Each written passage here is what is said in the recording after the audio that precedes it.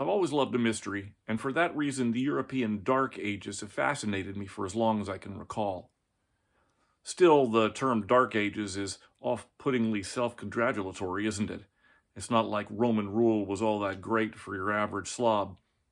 Be that as it may, after the conquest of the Roman Empire started falling apart in the 3rd century, things went seriously downhill. Life was pretty rough until the 8th or 9th century, when some measure of order returned, when damn near all of Europe coalesced around the Catholic Church and initiated the Middle Ages. And what we know about what happened in between is not very much.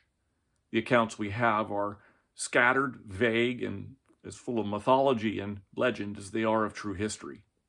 The few that were written by contemporaries, rather than long after the fact, such as Gregory de Tours' History of the Franks, contain as much hagiography as they do history.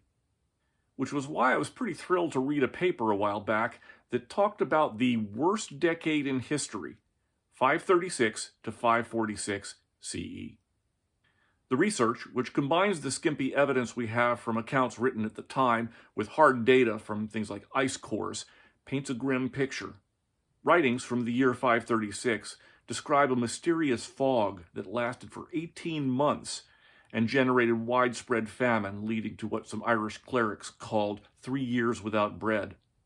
From the ice core analysis, medieval historian Michael McCormick and glaciologist Paul Mayuski have identified what they think was the culprit: a massive volcanic eruption in Iceland. This cataclysm spewed enough ash into the air to drop the global average temperature by 2 degrees in a matter of months. This was followed in 540 by another volcanic eruption, and the year after by the Plague of Justinian, the single worst epidemic on record, which seems to have killed between 1/2 and 1/3 of the inhabitants of the Eastern Roman Empire. There were so many corpses that they loaded them onto barges and dumped them into the Mediterranean because there was nowhere to bury them. The causative agent isn't known for sure, but it's believed to be Yersinia pestis, the cause of the Black Death that occurred almost exactly 800 years later. But to give you an idea of the scale, the Plague of Justinian is believed to have dwarfed both the Black Death and the Spanish flu epidemic of 1918 and 1919, usually the two people come up with when they think of devastating pandemics. The total death toll is estimated at 60 million. There probably was a connection between the cold and the plague, although not the one you might think of, that famine causes disease susceptibility. Many scholars believe that lack of food and cold temperatures in a period that had been warm drove mice and rats into people's homes, where they came into contact and passed on the diseases that they carried.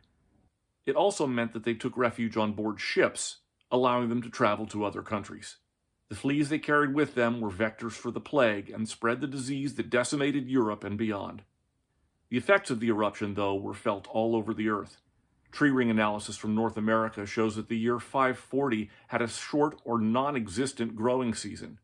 There were famines all over the place recorded in Asia and Central America. And volcanic dust is found in ice cores dating to that year everywhere they exist. All in all, it was a crappy time to be around, and things didn't rebound until almost 100 years. Archaeologist Christopher Lovelock of the University of Nottingham found traces of lead in dust from ice cores dating to the year 640, which he believes came from the resumption of smelting of silver for coinage. I suppose if there's a period of 100 years where your three main priorities are not starving, not freezing, and not dying of a horrible disease, then making coins is kind of not on your radar. And tree ring analysis shows that Lovelock's contention is that after 640, things really did begin to improve. There were a couple of other volcanic eruptions that happened during that time, but none as big as the one that happened in 536. What's coolest about this study, despite its gruesome subject, is that we're finally bringing hard science to bear on questions of history. We no longer have to throw our hands up in despair when we're studying a time for which there are few written records. The Earth has recorded its own history in trees and glaciers, there for us to read. In this case, the story of the worst century humanity has ever lived through. If you enjoyed this video, please give us a thumbs up. Our resources are down there, and please subscribe to our channel. Thank you.